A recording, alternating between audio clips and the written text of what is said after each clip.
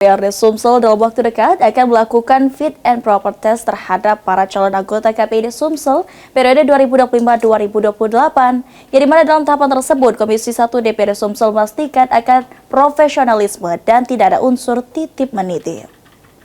Selagi masih mengerjakan, itu saja. Mungkin itu.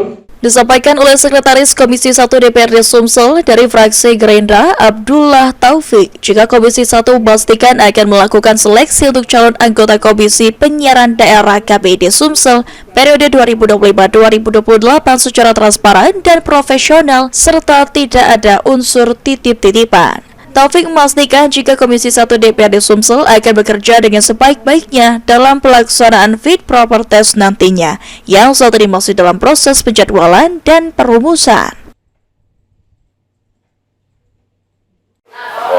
Ada fit and proper test atau apa kan? Mesti kami rumuskan dulu. Gak ada target ya Kak? Mungkin kelarnya kapan ya itu Kak? Mungkin seleksi ini di DPR nanti pasti. Ya apa kita secepatnya ya? Mungkin di bulan-bulan depan kita ini selesaikan.